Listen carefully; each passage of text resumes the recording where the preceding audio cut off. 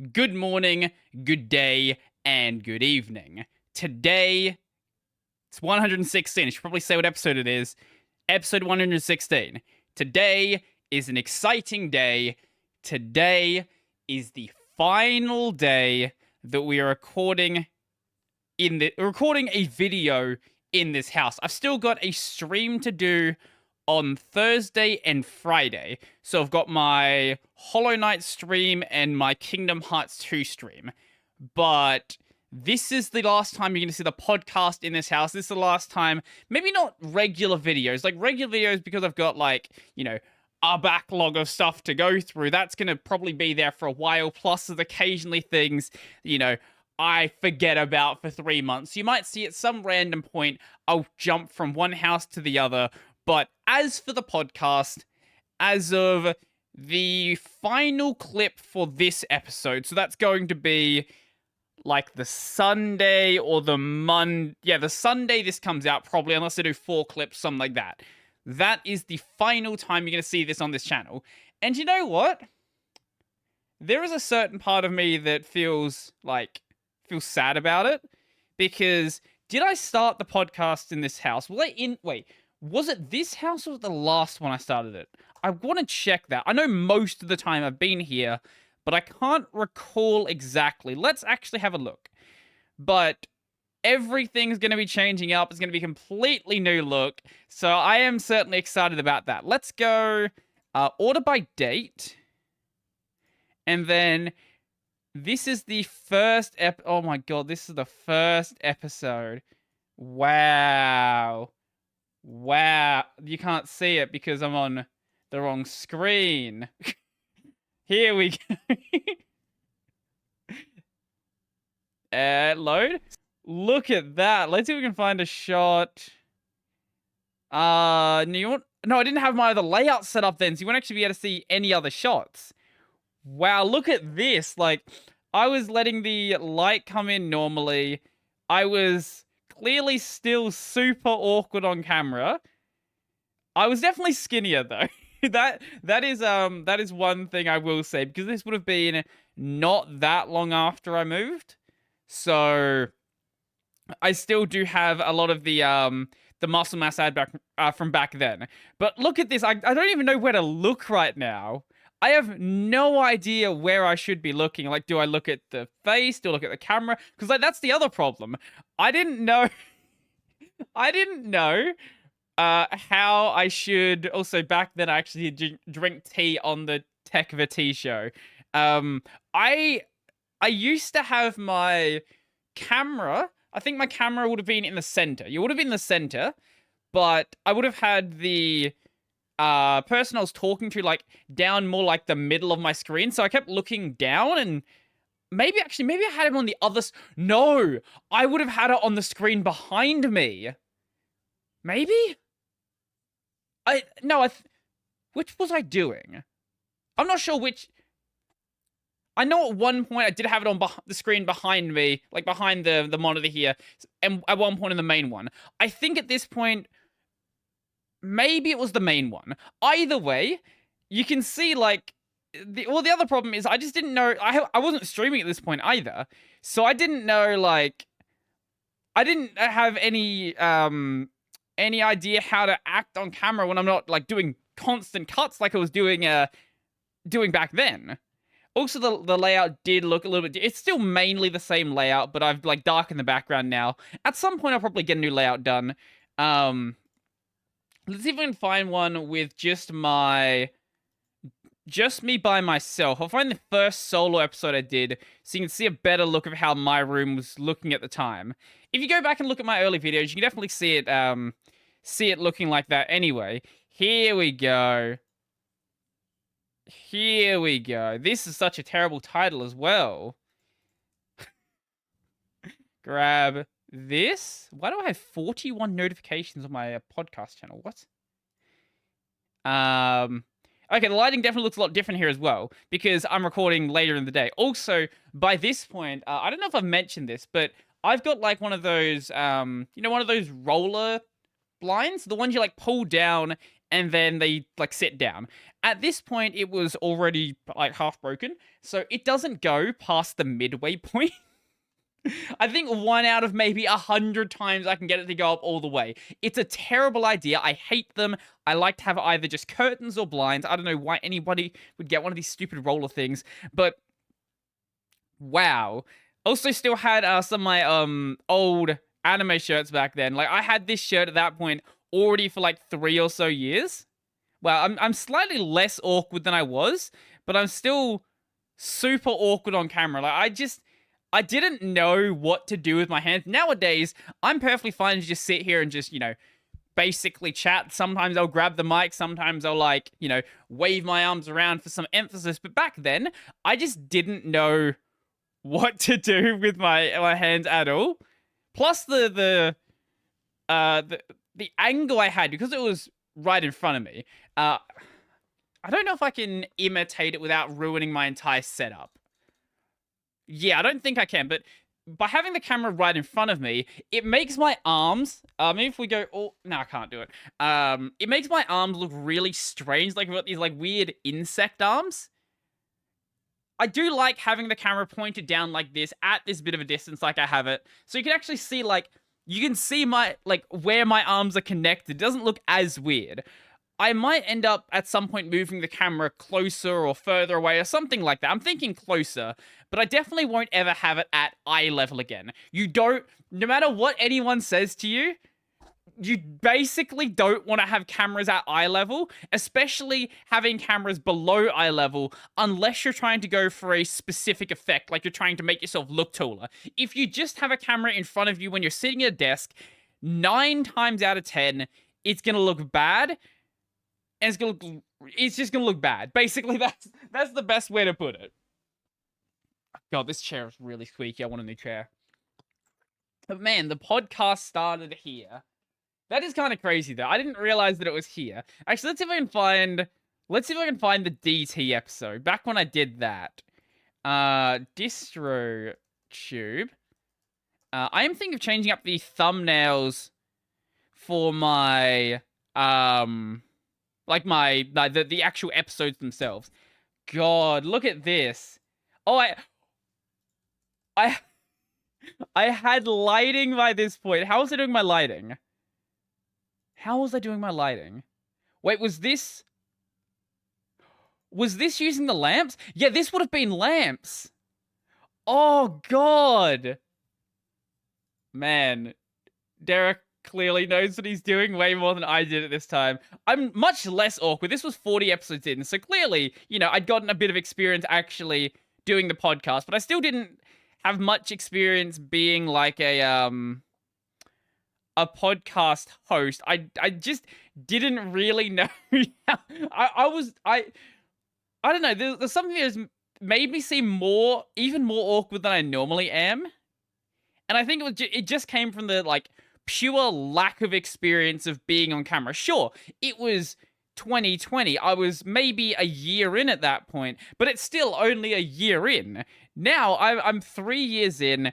I hope that I'm actually somewhat less awkward. I'm still pretty cringe, but that's just not going to happen. That's not going to change or anything like that. It's going to get worse and worse and worse as I feel more comfortable on camera. But back then, like, I didn't even look like I wanted to be there. That's the other stupid thing about it.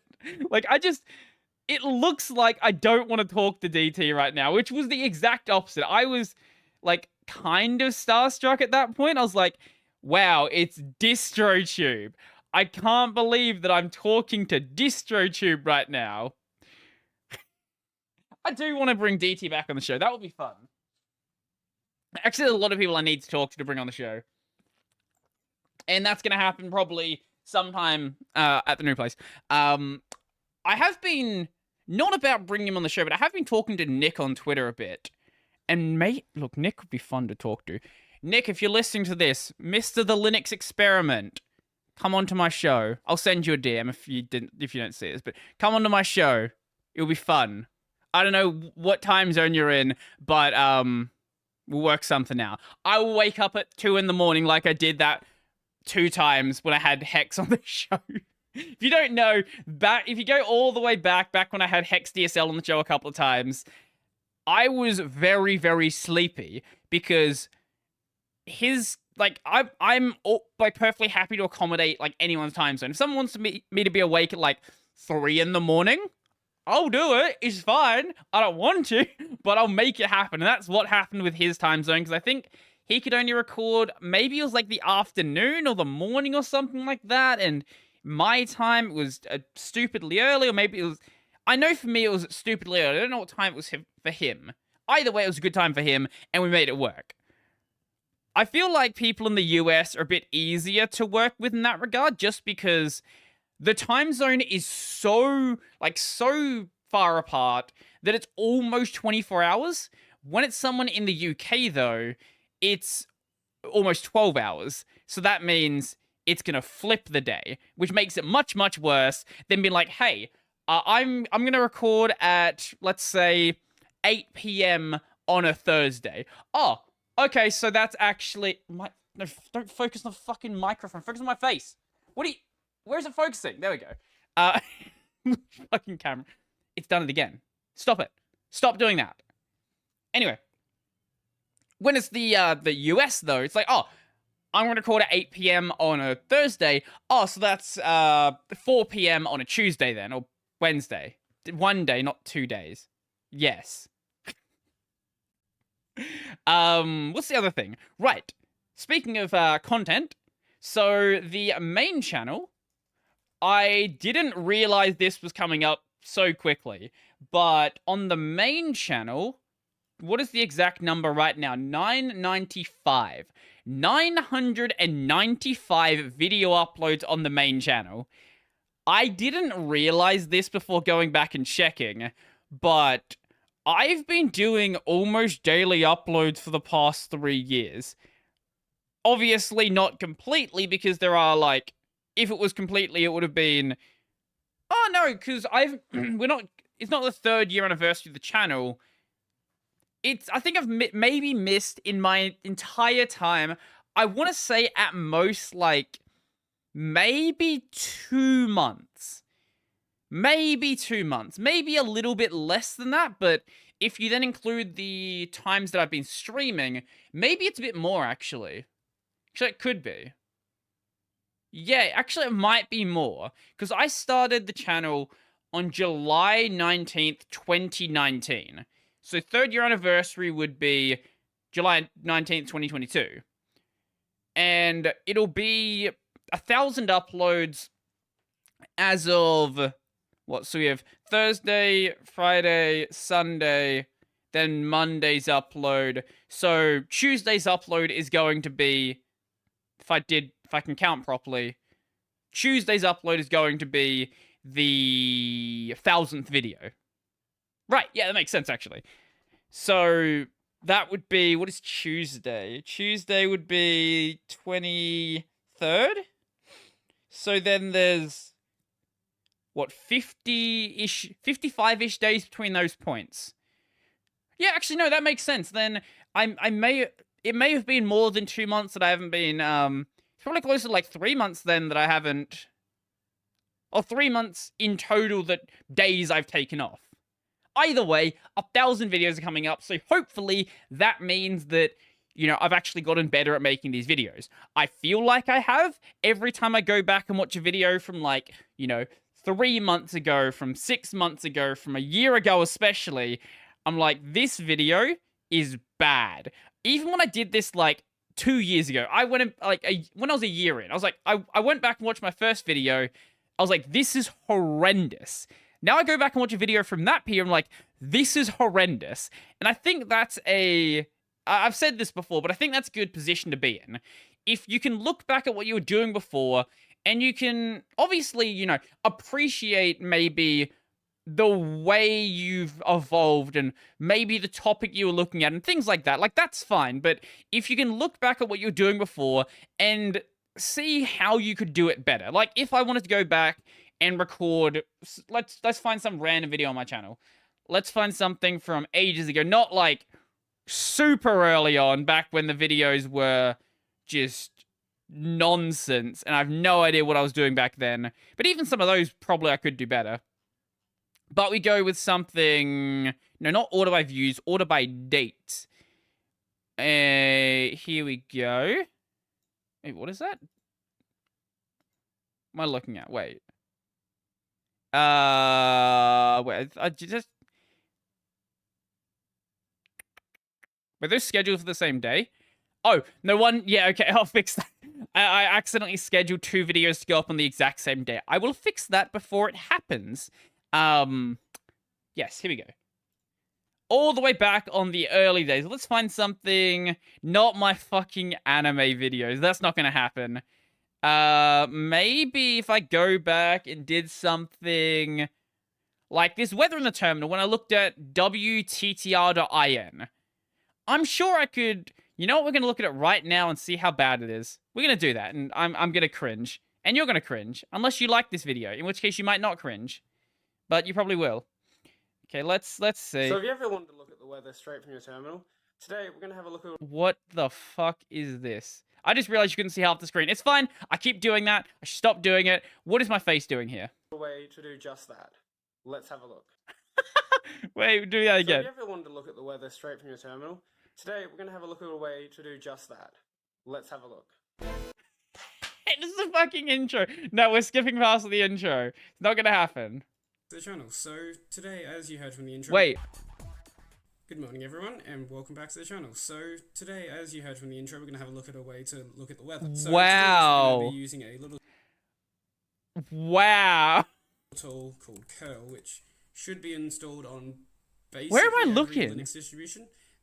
Pretty much, it's a tool to let you... Man, this is back when I was trying to, like, copy Luke's style, and even back then, it was fucking horrendous.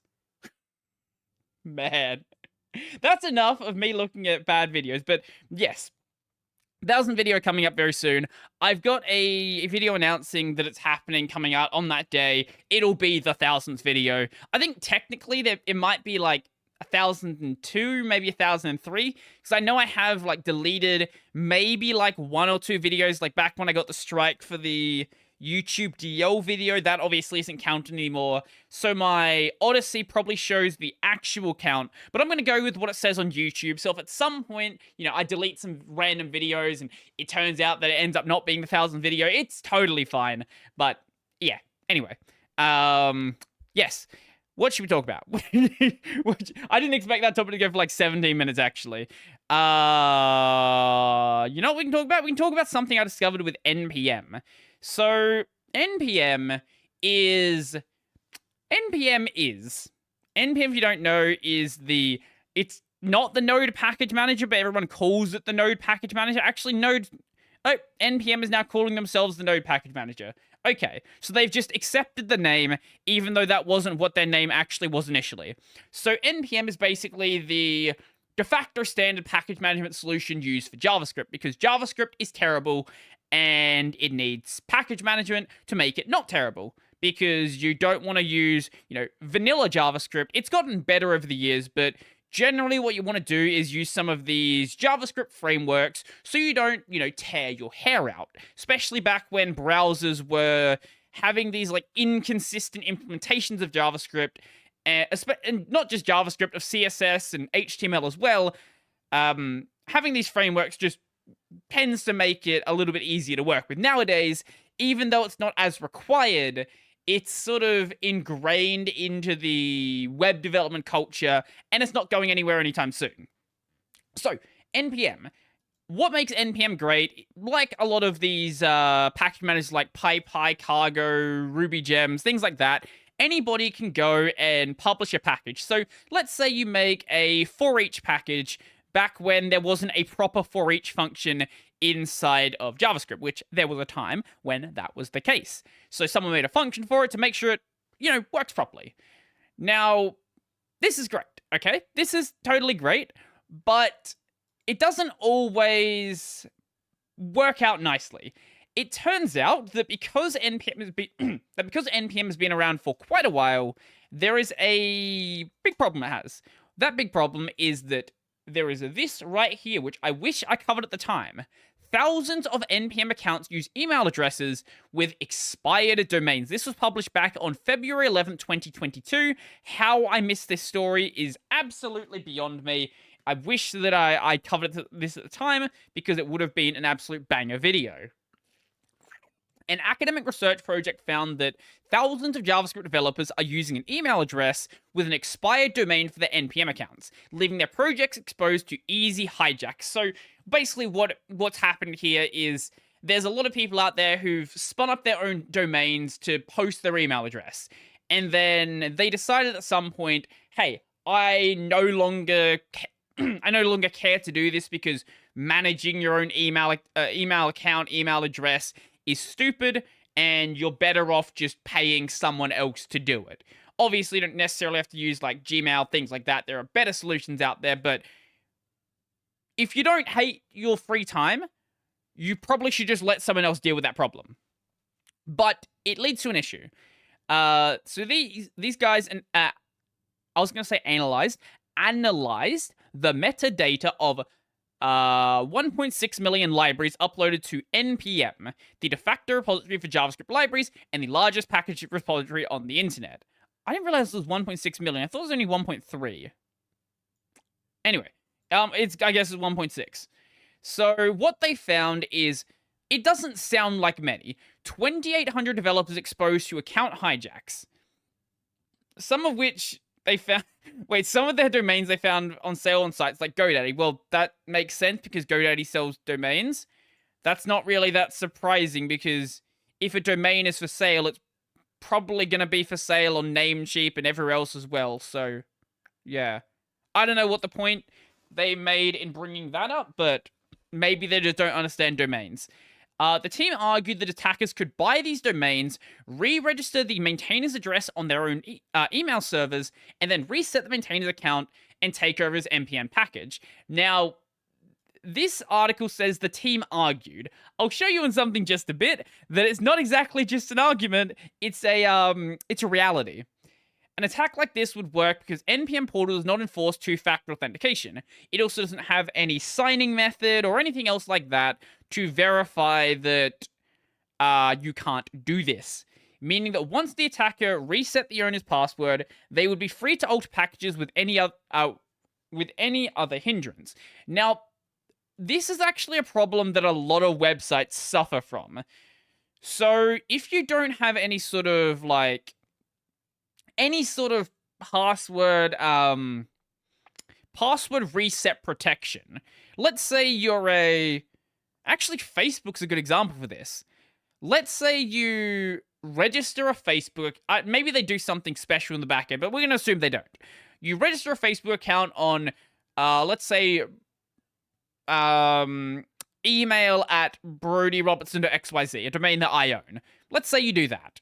Well, what happens then when that domain expires? Well, the email account or the Facebook account will still exist, but if you go to reset the password, obviously there's nowhere to send that password reset. But as long as you know the email address and you know the password, you never need to do that reset. So there's not really any problem there.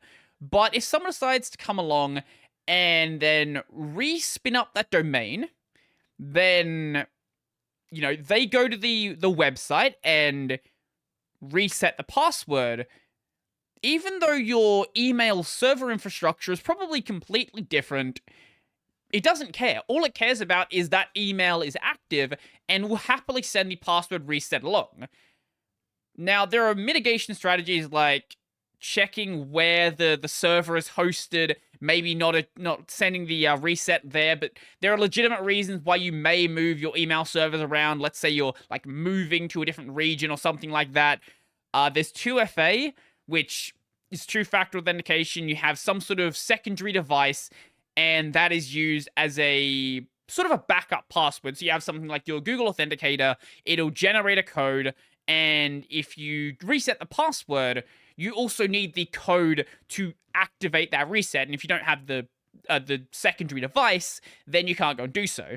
There are other less secure methods like using, you know, secret questions, which are generally not very secret. They're usually fairly fairly easy things to guess. It's like, hey, what is your mother's maiden name? Well, that's probably not something you keep super secret. Or what is your first car? Maybe you still have your first car. What is your pet's name? Things like that.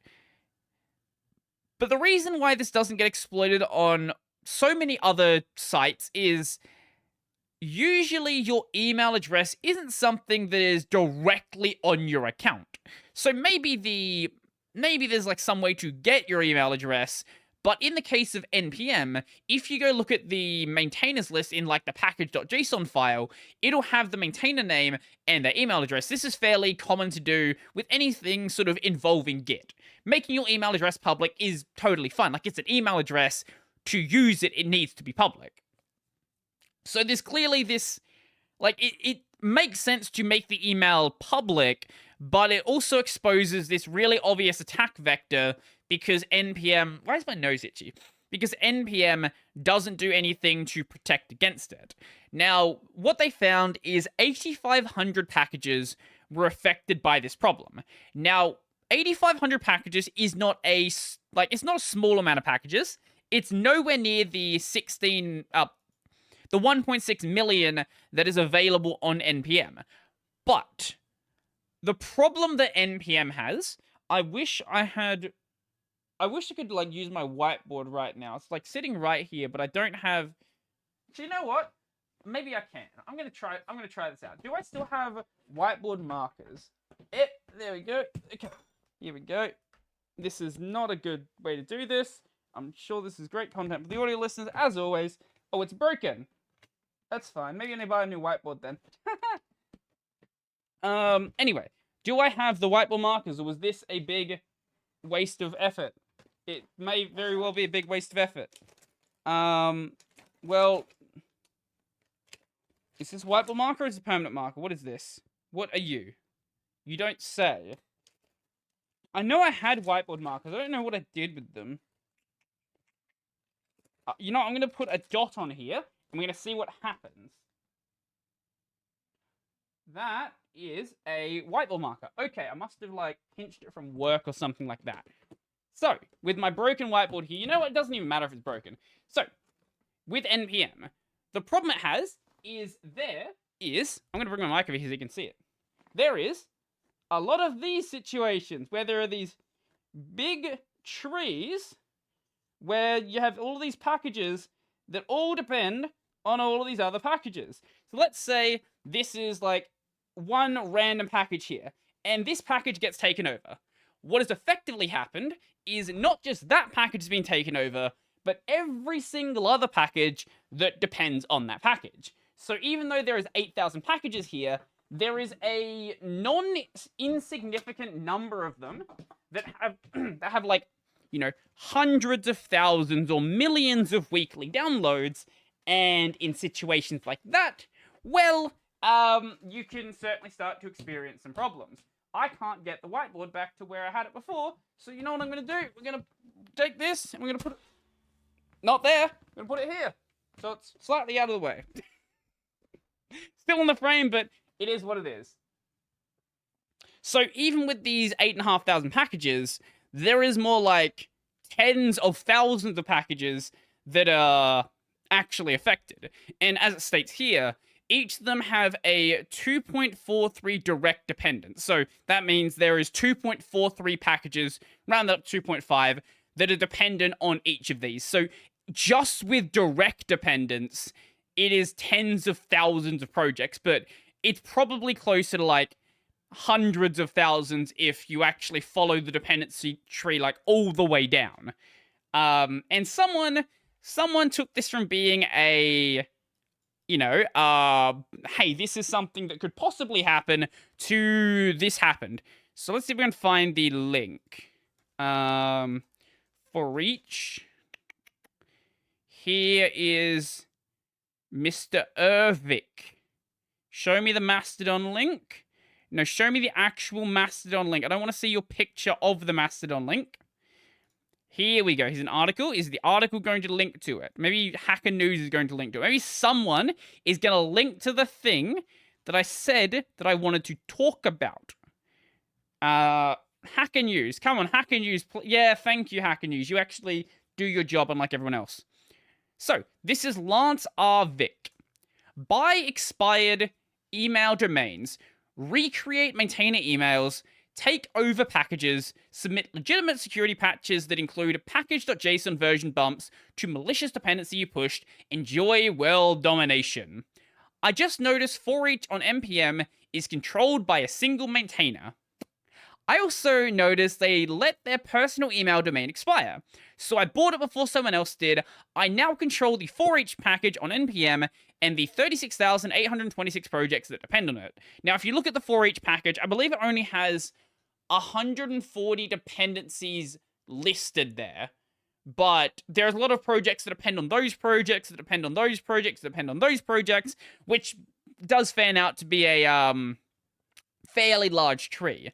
Now, when this happened, the original maintainer of the for each package said it didn't happen. So I'll show you the GitHub here. For each GitHub. Maybe I'll just look up for each takeover. I know I found the link before. There was a... You know what? I'm going to go look up GitHub in my history then. God damn it. Why did I not grab links for things that I want to talk about? GitHub, the hub of the Gits. The GitHub. Where is my stupid link? Show me the link. Show me the goddamn link. If I just look up GitHub for each, there we go. Okay, that's what I wanted. We go to the issues right here. So... text. I just noticed for each not controlled by a single maintainer. Yeah, okay. Anyone still reading this? Comments, he might exaggerate. The NPM package is 120 direct dependents. Yeah, it does have 120 direct, but there's a lot more in the tree. I'm pretty confident he doesn't control it. Who is in control? Looks like abandonware to me anyway. The package creator seems still be in control, unless he has actual evidence to the contrary. And this is the original maintainer. I am in control of my npm account. Since it's a very old repo, it still mentioned a very old email address in the package.json. This domain indeed expired, but was not in use for my npm account for a long while. I just updated it and then posted a link to the commit that is the update. So the people in here sort of misunderstand what's happening. Lance didn't actually log into the account. What he did is spun up the domain for the email address listed in the package.json. Now, in many cases, that may not be the domain that is actually used for the npm account. In many other cases, it actually is. Especially if it's like a dev that was working on something and then stopped working on it, and then, you know, their accounts just sort of sat there. In those cases, those are entirely basically free real estate that anybody can take over. I don't know what the actual number of accounts that are in that situation, but there is going to be a lot of them. And if someone wanted to spend that time, spend that money buying those domains, it wouldn't be the most complicated attack. Because all it would require is buying a bunch of domains, and the domains are literally in front of you, then domains, spinning up email addresses using the email addresses listed on the package.json. Then, once you've done that, basically just see what happens. Run a bot account, reset passwords. If you get password reset emails, then you know you've won. If you don't, then don't. Then you move on to the next one. You just have a bot running, going through all 8,000 of them, or so 3,000 of them, and basically you just push out whatever you want. Either push out... Honestly, if someone was to do this, I kind of hope they do this in a non-malicious way. They, like, push out an update that starts spamming to the console saying NPM is, like, broken by design, or this package has been taken over, NPM is at fault, or something like that. Because if not, someone is going to exploit this to do something actually malicious, and when that happens, it's going to be very, very bad. Very bad indeed. 4each is just one of the packages that has millions of downloads. There's a bunch more of them, and yeah, if one of them is maybe like a dependency for React or something like that, the chaos would be quite crazy, to say the least. Speaking of things that are quite crazy, delivery robots. So I didn't even remember that delivery robots were a thing, but on YouTube I got a recommendation the other day for a a video of delivery robots falling down. And it was quite amusing. Delivery robot, thank you. Also, apparently some of them, if you pick them up, they will say thank you to you, which is kind of cute and kind of terrifying at the same time. Yo, my man's is stuck. Can we skip ahead to where it says it? Oh, be free. Here we go. Go, be free. Be free. Go. Thank you. You're welcome. Yo. You know what? They're kind of cute, but also terrifying at the same time. But luckily they're really stupid. And there's a lot of videos of them trying to, like, go up ledges they clearly are not capable of going up. There's this other one. Delivery robot train. Some of these are, like, a couple of years old. But it never stops being hilarious. This one is about a delivery robot that tried to cross the train tracks, and that's a bad idea because the wheels got stuck in the train tracks, and a train came by. And it exploded, and it's gone now, and it's dead, and whoever paid for that food doesn't get their food anymore. Like, I like the concept of a delivery robot, but they're clearly not all the way there, which is a good thing, because if they were all the way there, then every delivery job would be, or like every small good delivery job, like not small good as in like what small good typically means, like small item delivery. You're delivering pizza, you're delivering KFC, whatever it is, all of those jobs would be gone because they'd be replaced with robots. But luckily, they're really stupid and tend to break, and some people just steal them. Some people just steal them. Or they'll, like, steal the food. Sure, you're not supposed to be able to get the food open, but a hammer's gonna do it pretty well. It's not gonna do much to stop you, because they can't get away. You just put them on their side. They don't have any way to, like, get back up.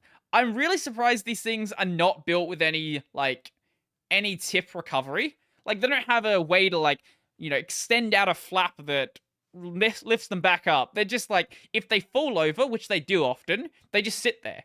And they just wait for someone to be a good Samaritan and put them back on their way. I do kind of wonder how many of them do get stolen. Obviously, they would have GPS trackers in them and someone would track that person down.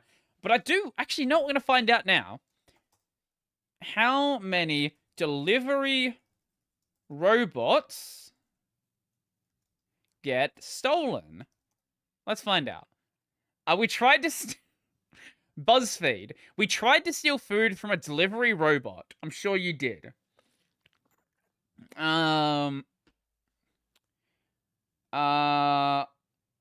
These are just not a thing in Australia. This is a weird American thing. I can't find anyone talking about how many of them get stolen. There's just like this one BuzzFeed video where they tried to steal one. I do wonder how badly this idea would go in Australia, though. Like, people are already bad enough drivers, and I wouldn't be surprised if someone just runs one over. Which, I have seen videos of like someone in like a big like SUV, big SUV, big truck thing, just going past. It's just like crossing the road, and it just hits it, which does make me kind of worried about what that person would have done if there was a kid there. Because I don't drive over things with my car. Like, that's a bad idea. I'm going to damage my car. I don't want to do that. I'm not going to drive over a delivery robot. But it's about the same height as, like, a small child. So, if there was a small child there, would they have just drove around the corner and hit it anyway? Let's see if we can find it. Delivery robot hit by car. Is this... where is it? Videos. No, I don't care about BuzzFeed trying to fucking steal one. Is this it? I looked that up and there's like 1,000 other videos all doing the exact same thing. Is this it? I can't find the exact video, sadly. I'm sure you can find plenty of videos of people just hitting them. It's one thing if they, like, just, you know, pull out in front of the road, but still, you should be paying attention enough that you don't go and hit it. Unless that's what your plan was. Unless you specifically see the delivery robot there, and you're like, that means I have to hit it with my car. That is the only thing that is an acceptable action right now. And if that's just the way you feel like delivery robots, I don't entirely feel like it's a bad idea, to be honest. But maybe not so much if you're in like a, you know, a small car that's going to get easily damaged. Like, I'm not going to do it in my Barina, little like 4-cylinder hatchback. But if you're in like a big SUV truck thing, maybe it's not a bad idea. Speaking of things that are not bad ideas, I am changing out the way my networking is being done when it gets to the new place. So right now, I don't know if you heard it. I've said it a couple of times. I am using a Ethernet over power, like power line Ethernet adapter. If you don't know what these are, they are the greatest things ever created. They are magic. I don't know how they work, but they're awesome. So basically, they take a signal from your modem router combo thingy. If you have a proper networking setup, whatever, networking stuff. Takes a signal from the internet box. It runs it over your power lines, and then you takes it to the other side, and that's where the output is. So you plug in one side to where your internet box is, you plug in the other side near where your networking needed gear is, and then you plug the Ethernet cable into the system, and it just works. There are some caveats there, like the devices need to obviously be on the same circuit. I know there's a lot of houses built with like 2 or 3 circuits, and like different segments of the house are on different circuits. Like usually things like your fridge may be on a separate circuit, but assuming they're on the same circuit, which as long as you're not doing like weird things, they probably are, you can just run it. It does depend on like the quality of the copper in your house. In my case, I've only had good experience. I've had good experiences in new houses, in old houses. Generally, it just works pretty well. But no longer am I going to be doing that. I'm actually going to be doing a proper networking solution and making it fairly convenient for myself as well. So I picked up a new device. Here we go. I picked up a Switch. Actually, I probably should have showed you the Switch and then said I picked up a Switch, but you can see the box. Switch. Very little Switch box here. So this is a 5-port Switch, GS105 Netgear. It was like $30. This is going to sit in my room. I'm going to run a cable from where the internet box is to my room. It's going to plug into port 1 and we'll deal with it there. Does that mean I'm going to have a 20-meter Ethernet cable running through my hallway? Yes. Yes, it does. It's gonna. That's what's gonna happen. My mate already said that it's fine, and we might end up, like running it across the ceiling or something like that. Just so it's out of the way, or doing something with like hooks and stuff to keep it so it's like neatly in the side section. This cable doesn't actually come in this box; it doesn't actually fit in there properly. But yes, that is going to be the new solution. So the reason I got the 5-port is I don't need the 8-port. I could have gotten 8-port. I could have gotten more than that, but I'm going to have my computer networked. I'm going to have my PS4 networked. Assuming that I get like a Switch or something at some point, I'm going to have that one be wired as well. So that gives us 3 there. And obviously I need to minus 1 off to actually plug it into the home network. And then I have a spare port, which may go to like a streaming PC or something like that. Maybe at some point I will run out of ports on this, which I have thought, depending on what I do, I may end up running out, in which case I will go and get an 8-port, but at least for the time being, this is going to be perfectly fine. If I do run out, though, it's not going to like go to waste. I'll probably just move it into the lounge room, and then this can be like what gives the like PS4 and the TV and stuff in their Ethernet. Honestly, I might just I might just put it there anyway and just buy an 8-port, just so I don't have to deal with it later. But that's the plan, at least at this stage. It's not like the Powerline Ethernet adapters are bad. Like, they are surprisingly good. Actually surprisingly good. I am really impressed by how well they work. They do have a upper limit of 300 megabit, which is fine if you're just doing, like, you just want to do stuff over the internet. If you're doing home networking stuff, though, yeah, it doesn't, obviously, like, you want to, if you can get yourself gigabit gear at a minimum, you want to do gigabit at a minimum. I might have, like, a NAS or something set up. I've considered them at some points in the past, but the main thing with like data transfer would probably be having a capture PC, a streaming PC, things like that, which I have very heavily considered.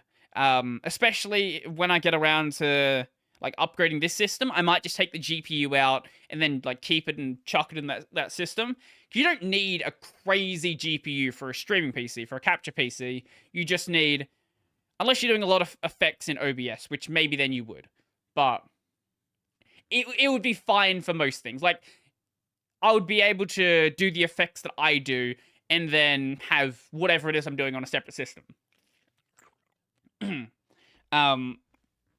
Not saying that I'm going to be doing that, just it's an option I have been considering. And hey, when I get around to that, then this is certainly an option to extend that as well. You can get Powerline Ethernet adapters that have multiple ports, but it's kind of a meme to get multiple ports on it.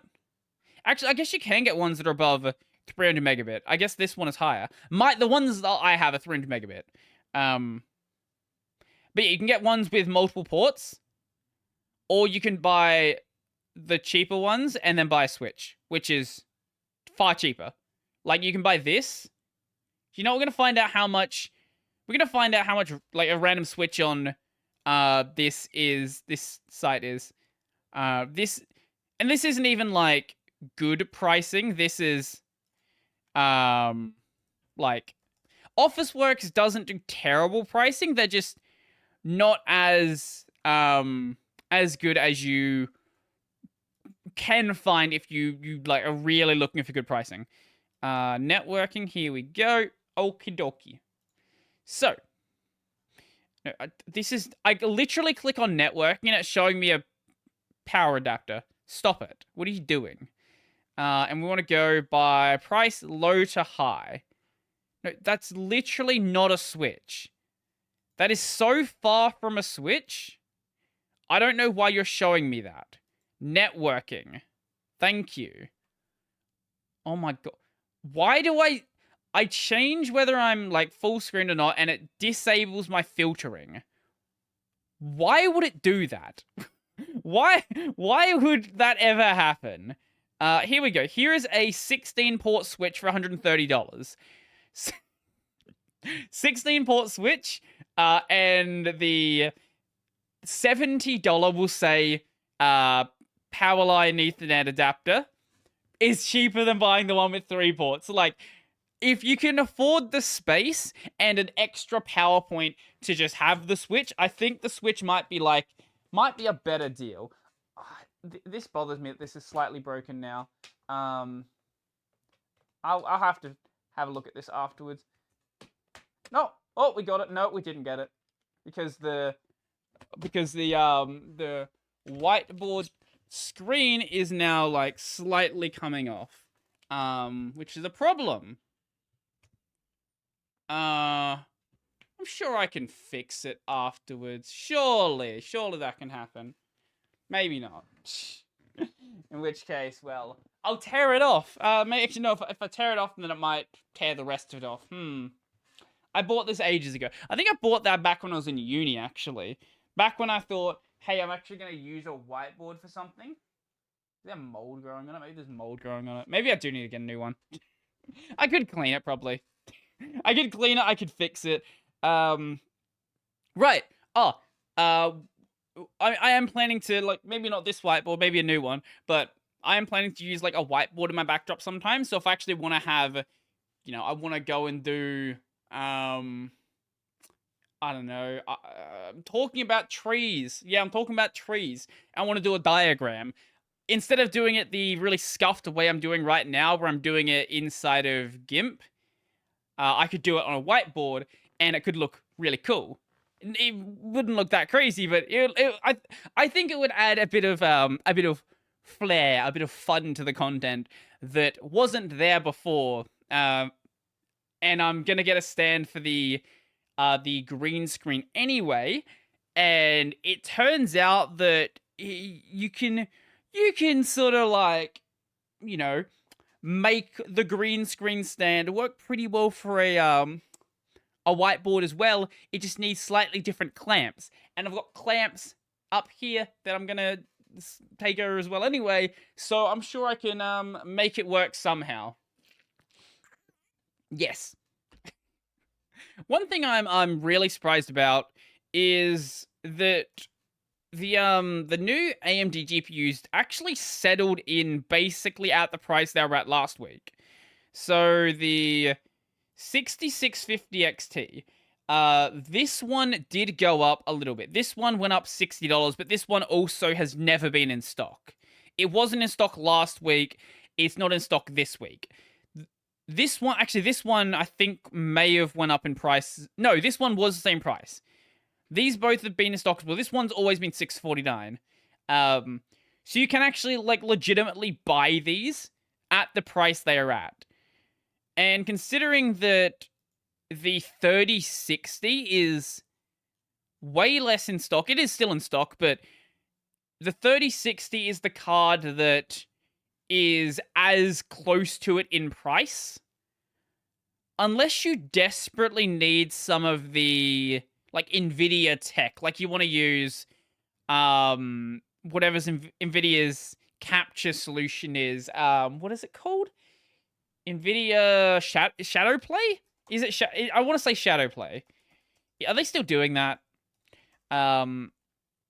Yes. Okay, NVIDIA Shadowplay. Unless it's... Yes, okay. Or you want to use NVIDIA. NVIDIA's got, like, this filter thing. Like, you can, what's the word? You can inject filters into basically any game. NVIDIA Freestyle, which is really cool, and I kind of wish that we had something similar on the AMD side on Linux.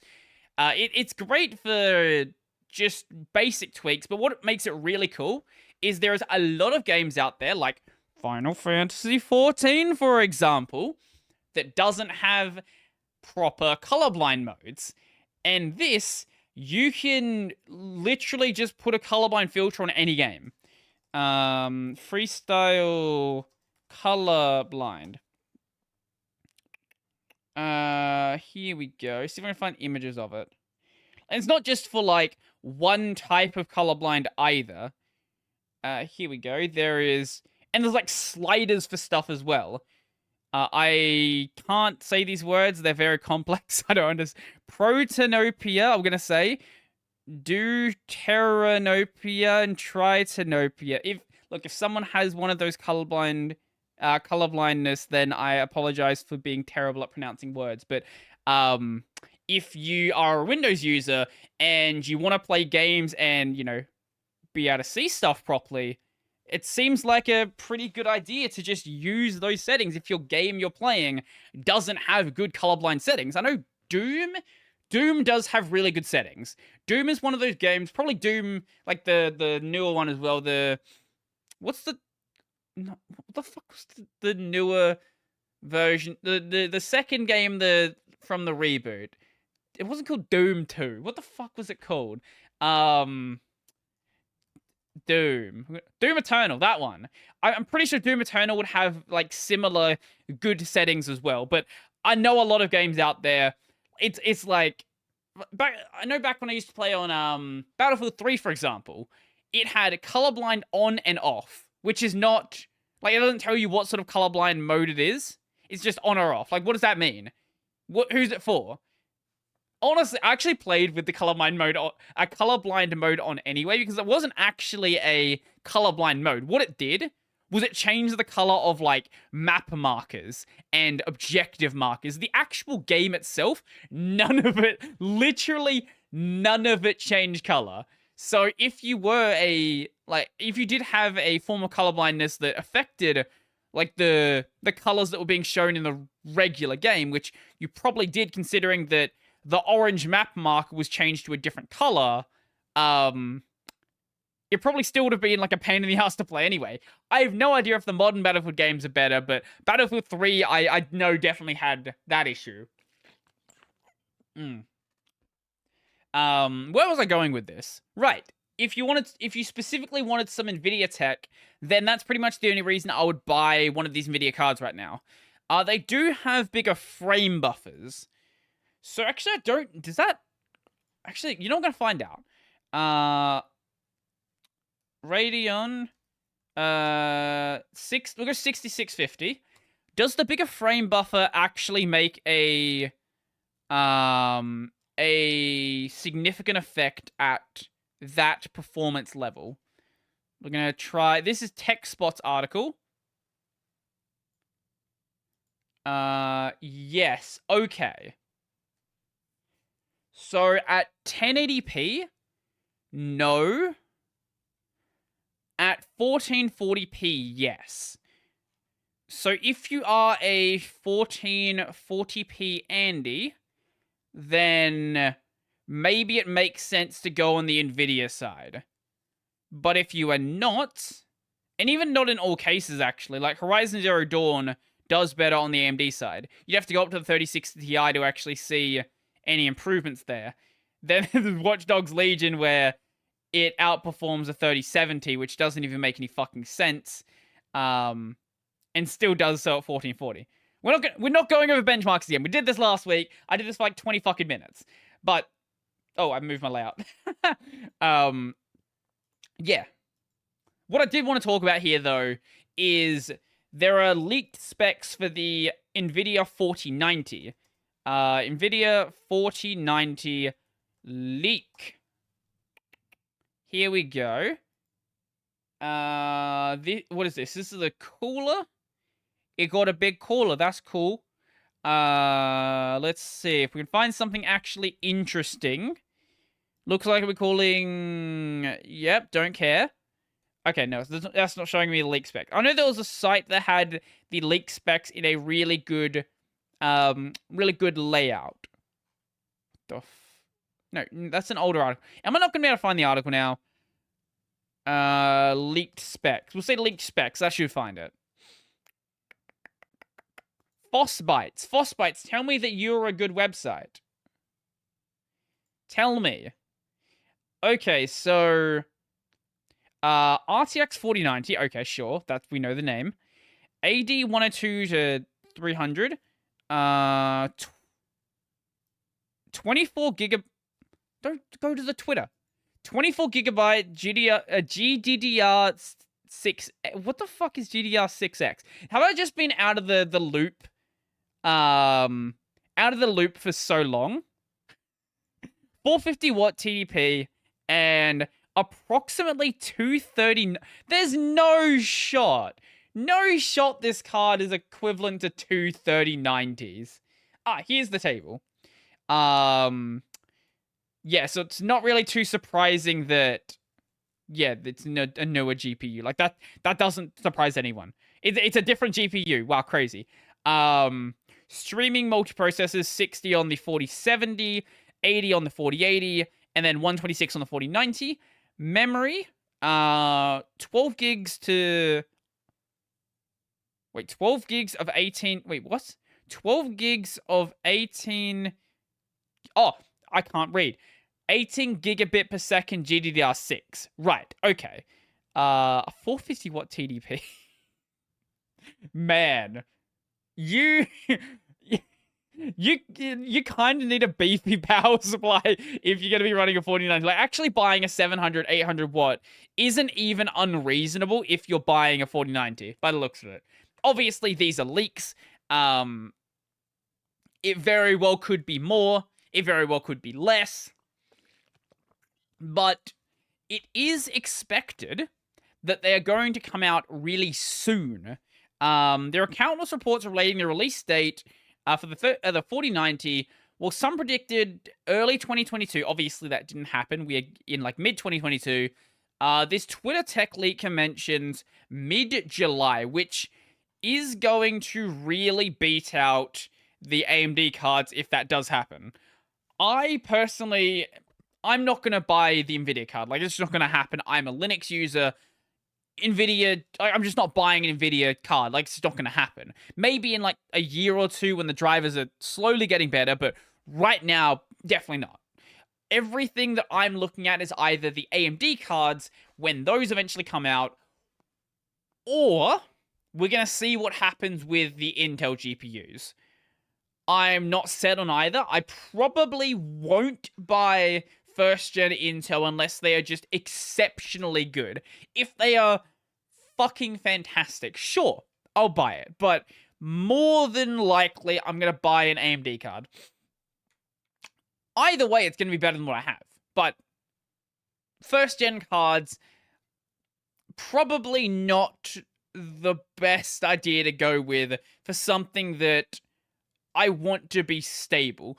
I will let other people deal with working that out. I know someone's gonna be like, but that's a logical fallacy, because if you just keep... There was a stupid logical fallacy someone brought up when I mentioned that I was gonna wait for like a second generation of a Steam Deck. Like, oh, but there's a logical fallacy where if you don't buy it now, you're always gonna be waiting for the new generation. Like, shut the fuck up. I said I'm not going to buy the first generation, not that I'm going to wait until the end of time. Like, just stop. Fucking, there's always someone in the comment section who's trying to get you with, like, a gotcha moment. Like, you said this. Because you said this, that means that this happens. Like, I didn't say that. I just didn't say that. Go away. You're banned. It's pretty much it. I'm going to cut back in just a moment. Let's talk about some video games. Not Final Fantasy XIV, which I certainly could do. I'm just going through the Heaven's Ward MSQ right now, but that's not what we're going to focus on. What I want to talk about instead is a couple of games that I have gotten kind of interested in because they've just come out and they look pretty cool. There is this game, which is coming out tomorrow? I want to say tomorrow, or last week as you guys are seeing this. No, day after. It's coming out on the Friday this week. This is a game called APICO. APICO? I don't know how to say it. It's a game about crafting and basically looking after bees. And it's coming out on International Bee Day. Is International Bee Day? I want to say it's International Bee Day. International Save the Bee Day? Something like that. It's coming out on a day about saving the bees. And it reminds me of, like, it's got that, like, you know, a lot of games sort of have that Stardewy feel to it, if that makes any sense. Like, in many ways, it seems to remind me of like I guess the style, maybe not the gameplay, obviously, in some ways for sure, but sort of like the cutesy style that game certainly has going for it. And there's a demo available for it right now if you want to go and check it out for yourself. Yeah, World B Day, that's what it is, not International B Day. World B Day, so you can go and try it out, see if you like the game. You can buy the soundtrack also for $10. I presume the game is going to be like $10, $15 when it comes out, but I do not have a confirmation on that. I do kind of want to play it, though, and just see if it's any fun. I don't know if it'll be a good stream game.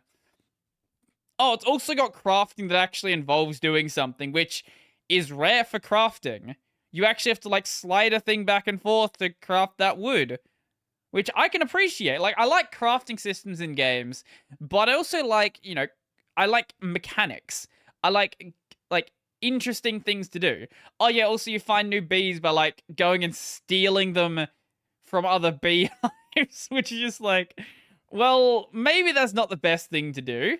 So you sort of have like a bee Pokedex, and you like breed the bees together to get different types of bees that are resistant to other things like certain diseases and things like that, different weather conditions and all that fun stuff. I'm honestly considering, if it doesn't happen, then it didn't happen, but I'm honestly considering, like, playing this on the day it comes out.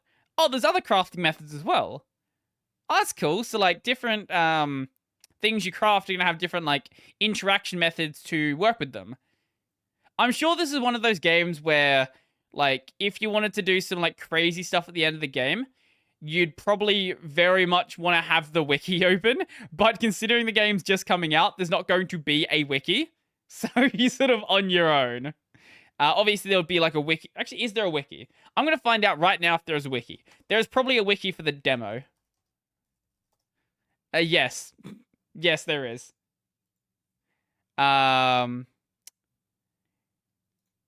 Yes, there is.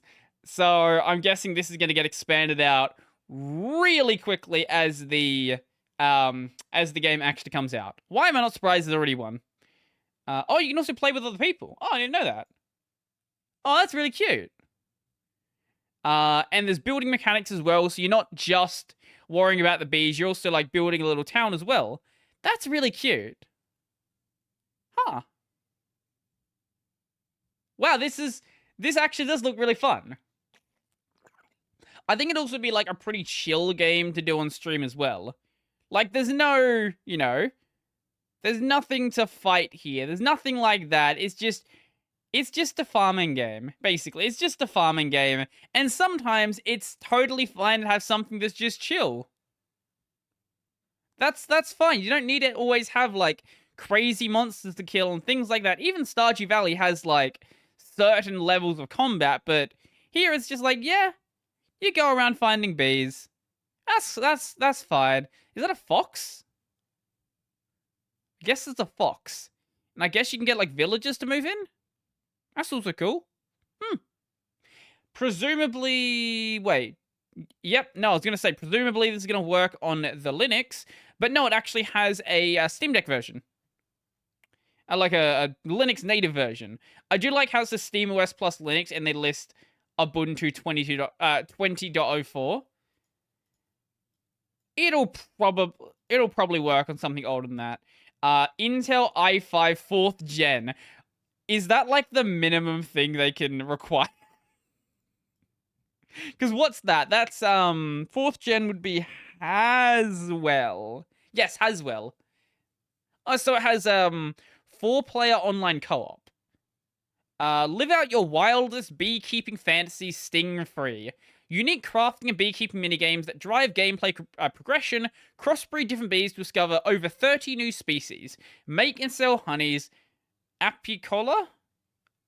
Apicola? I don't know how to say that. And other beekeeping products. Repopulate lost species and release them into the wild. Multiple biomes to explore, each with their own unique bee species. Uncover the forgotten secrets of the APICO Islands, and then 4-player co-op. bees are integral to our gameplay as they are to our real world ecosystem. We want to promote bee conservation, and we'll be donating a portion of sales towards national and international beekeeping charities. Go and support this game if you like the bees, basically. If you like the bees and you want to play a game that looks really neat. We post regular updates of our progress on both Twitter, Discord, and Guilded. Oh wow, they actually have a Guilded. They're the one team that has a fucking Guilded. As well as important announcements, stupid gifs, cute pics of bees. What could be more you want? Or what more could you want?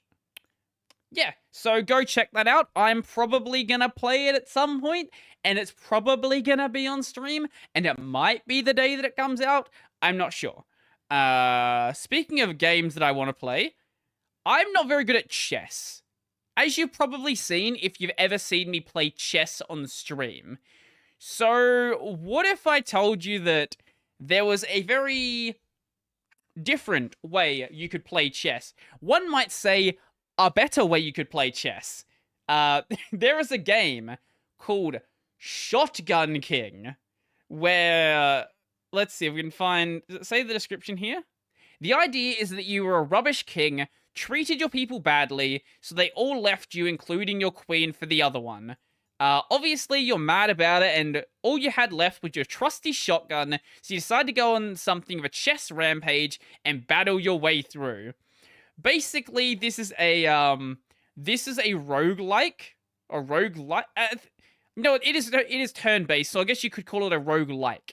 It is a roguelike where you go around shooting chess pieces with a shotgun. It looks really stupid, but it's also only $9 Australian, which does make it kind of tempting. Like, I don't know if it would be any good, and some people have said that it is very, very luck heavy, which wouldn't surprise me. A lot of roguelikes are luck heavy, but considering this is a turn-based roguelike as well, luck tends to be a more prominent factor when you're turn-based. Because when you're playing something like Dead Cells or Hades or something like that, if you're just not bad, you can finish the game with the starting weapon. When it's a turn-based game, though, like, you know, there's always going to be, like, hard damage checks. Obviously, there is a high level of skill in a lot of turn-based games, but, you know, you can't win any turn-based game without, obviously, abusing broken mechanics, which I guess in some games you can, generally without actually getting the things you want to get. So this is something else I might have to check out as well. Obviously, I think the B one looks a little bit more promising. It certainly looks promising. Not to say this game looks bad by any means. But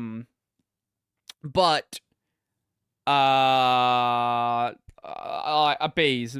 That's all. It's Stardew Valley with bees. How could I not say that looks really, really cool? And I've got one more new game here. I guess the other one's technically a new game, but like not a new game. Anyway, we'll say the new game, or like new old game. Super Hexagon. It's going to be getting a part 2, like a major update that is going to be, so the framework got replaced with a new one built for Super Hexagon. It should be more stable and in some cases quite a bit faster. The window is now resizable. macOS/Wayland now have high DPI support. Controller support is better, and the UI now accounts for controller input. Super Hexagon is a game that I played a lot as a kid, and I hate it. I hate it and I love it at the same time. This game, if you're seeing the video right now, you probably can see why.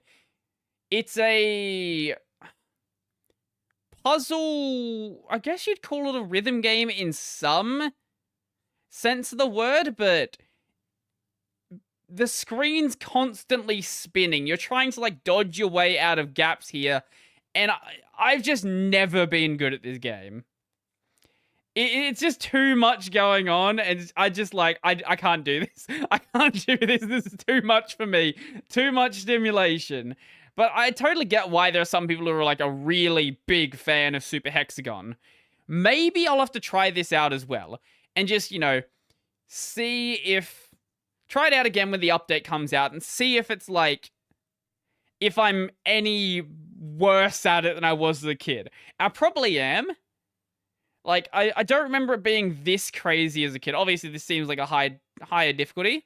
I don't think I own Super Hexagon, but you can buy it really cheap.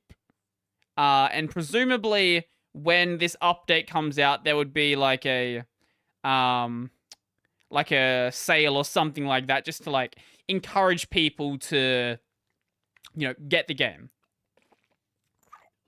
But if you want to like tear your eyes out and tear your eyes out and I guess get really addicted to a puzzle game, this seems like a good way to do it. One of the reasons I'm not a big fan of most puzzle games, I tend to just find them two problems. One, I'm stupid and don't want to deal with the puzzles. Two, I tend to find them fairly boring. That's the reason why I do like Super Hexagon, even though I hate it at the same time. I don't necessarily hate puzzle-like mechanics, but when a game's entirely based around puzzles, it's just not my thing. Like, whenever a game has a puzzle, like whether it's, I don't know, you gotta find a thing in Skyrim or anything like that, most of the time, I'm just like, I'm gonna look on the wiki. Which, if your entire game is based around puzzles, if you are instantly solving the puzzles, then, there's no game there. So, it just doesn't really work out unless you're like, unless the puzzles are the thing that's keeping you engaged with the title. That's just not the way that, I enjoy games. But I do totally respect anyone who really likes puzzle games and they want to spend all their time doing them. But the point I was getting at with our Super Hexagon is you didn't actually hear the music because I had it muted. We'll play it again. Begin. It's got this like banger soundtrack as well, which also helps.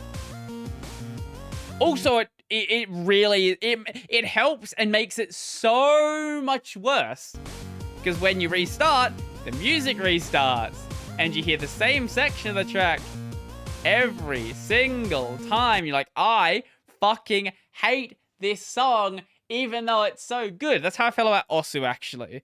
Like, I think I want to say the song that I've played the most on Osu, you know what, we're going to find out. I want to say it's Bluebird. It may not be Bluebird, but I want to say it's Bluebird. Am I actually, I'm probably not logged into the site, am I? I'm going to log into the site, and then I'm going to show you. I could cut back to when I'm not typing the password in, and then wasting time, and I could do that, but we're also here, so I'm just gonna like drag this out for as long as I physically can if I can enter my password correctly. Yeah, if I know what my password is. Yeah, I know what my password is. There we go. Not to my Osu account. Fucked if I know what that is. I meant to my password manager. Oh, god damn it. That's going to send me a stupid email to go verify. God damn it. Let me just look at my Osu statistics. I don't want to do your stupid email stuff. Maybe I should have cut back now. Now that we're here, maybe I should have actually done that so you guys wouldn't have to deal with this. Which email account is attached to it? That one? Yes. And here, thank you for my verification code. And there we go. God damn it, thank you. Okay. Now we can do what I was trying to do. We go to my profile. Ignore my rank that I haven't played the game in a very long time. What song? Well, I guess actively played the game in a very long time. I have played it more recently. Oh, sorry, it was Lovers, which is the...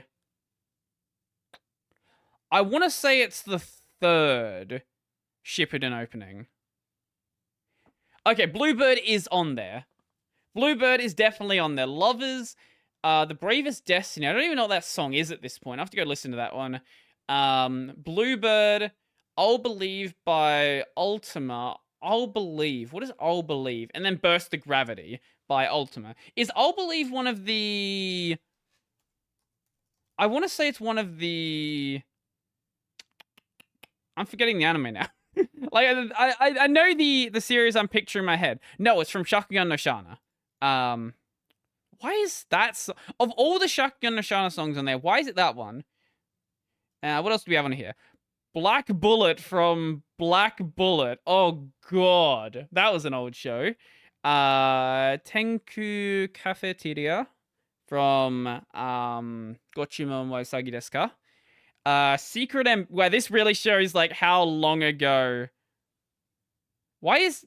I guess because I did recently play, more recently play this as well. We also got fucking 2004 Breakup by The Gentleman. But most of what's on here really dates like how long ago I was really into Osu. Vanishment This World from... that I'm forgetting the series from. Aqua Terrarium from Nagi no Asakara. Secret Ambition from Nanoha. Second season of Nanoha. Strikers is the third season. Vivid is the shit season. What the fuck was the second season of Nanoha? Nanoha season. Wait, it was secret. Wait, say no. Secret Ambition is Secret Ambition the third season? No, not fucking Nanoha Vivid. No one cares about Vivid. No one gives a shit about Vivid. Go away. Ace. Ace is what it was. Yes. Wait, is Secret Ambition the third season or the second season? I want to say it's second season, but it might not be. Nanoha Secret Ambition. No, that is second season. Okay, they are using the right picture. What else do we have in here? Things that I actually recognize. Colorful Box is Shit or Buckle. Lull, once again, Nagi no Asakara. I think this one's a bit more recent. Yeah, no, this would have been more recently I was playing this. There's no way that I was, like, really into Osu back when 86 came out. Rally Go Round, we have a Nisekoi opening. Jesus. Bravely You. We have some fun fancies. Hacking. Okay, look, Hacking to the Gate is just always a good song. Steins Gate is never a bad thing. And then Fighting Pose. This is one of the newer songs I was playing. Man, I've considered getting back into Osu a couple of times, and I have tried to, but I get like... I just get distracted by so many other things and just don't, basically. What was my highest scoring map? Colorful, okay, it was Colorful Box. Then Starlog, which is from Prisma Ilia. Sister Friend Lover, what was that? Oh, it was from Nyaruko. And then Aurora. What the fuck is Aurora? What is this? Aurora by Aoi. Yeah. Aurora. Aoi. What the fuck is Aurora? What is this? What is this from? Oh, I never saw... Okay, I never saw this series. I guess the song was just a banger. Why am I going over stuff on my Osu from like 7 years ago? Why am I doing this? I don't know. I really don't know why I'm doing this. We're gonna stop. This is enough Osu. I've got plenty of other things that I want to play instead of getting back into Osu. Not to say it's a bad game. It's just like... If I get myself like dedicated to Osu again, I will become like an Osu streamer, and I don't want that to happen. I don't want to become an Osu streamer and then literally play nothing but Osu. Maybe start up an Osu YouTube channel and start doing Osu tips. No. No, it's not going to happen. Definitely not going to happen. Speaking of things that are happening and maybe shouldn't happen, so there is this current trend of demaking games. So like a remake would be you take an existing game and then you, like in the gaming context, it'd be you make an HD remake, you make a full modern remake. You have an HD remake like, say, you have something like the Kingdom Hearts HD collection. What is this? HD 1.5 plus 2.5 remix. Or you have something like the Jack trilogy and things like that that have been like HD remakes. They've been like HD, sometimes upscale, sometimes like actually using original, more high resolution textures. And then you have your modernized remake, like a Final Fantasy VII remake, things like that. A demake is doing the opposite, where you take a game and then you make it as if it was made for something in the past. There was the Bloodborne PS1 demake, which looked really cool, and this is a Portal demake for the N64. Obviously, I don't actually think it... Does it run on hardware? If it runs on hardware, that would be really cool. It doesn't say it runs on hard... It does say it runs on hardware.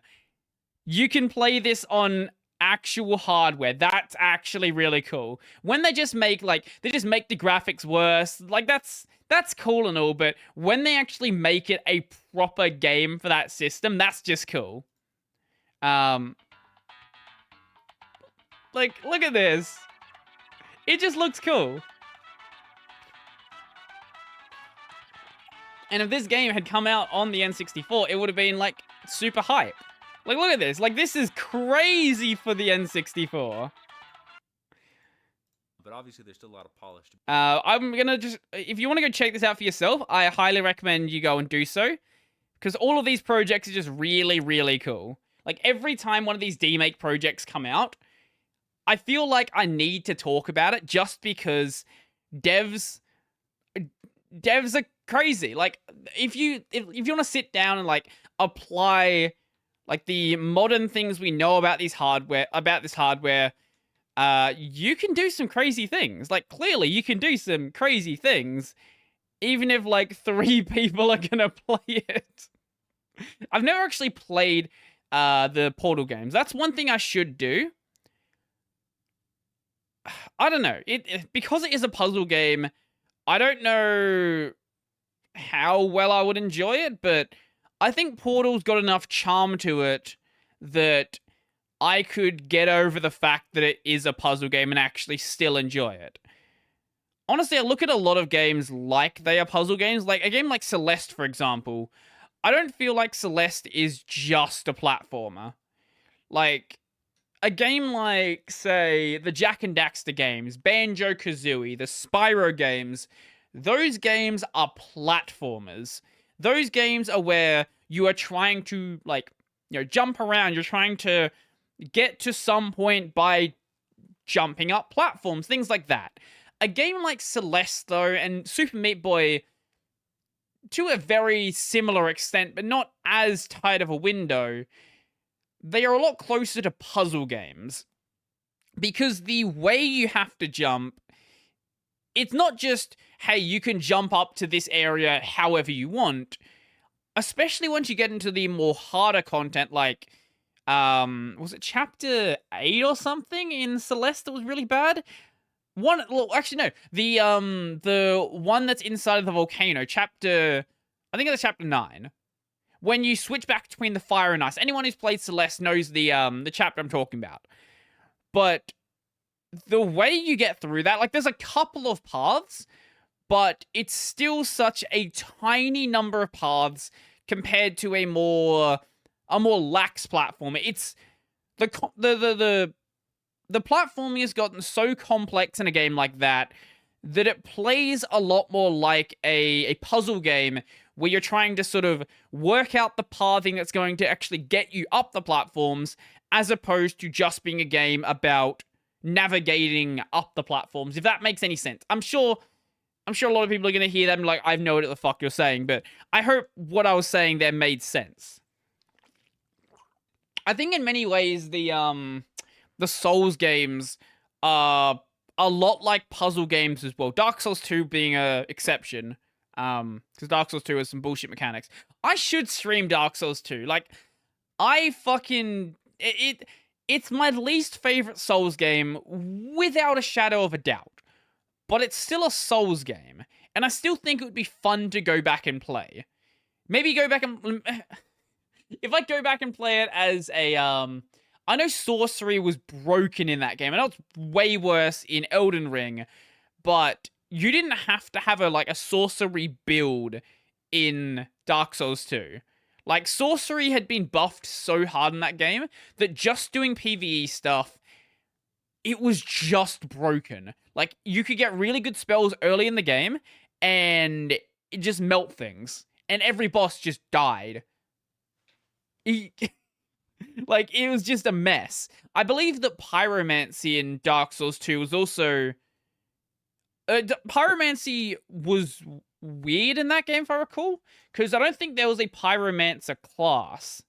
Dark Souls 2 pyromancy. Maybe there was? I don't think there was, though. Actually, a pyromancy flame. That was the item to actually do damage.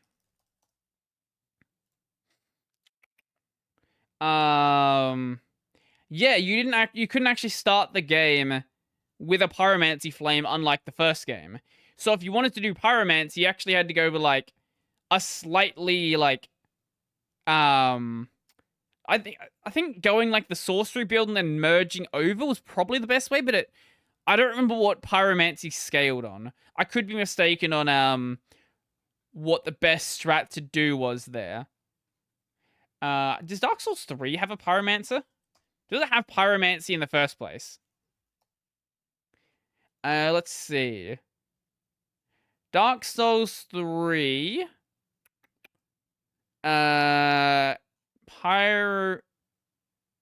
Okay, so yeah, there is a pyromancer class in Dark Souls 3.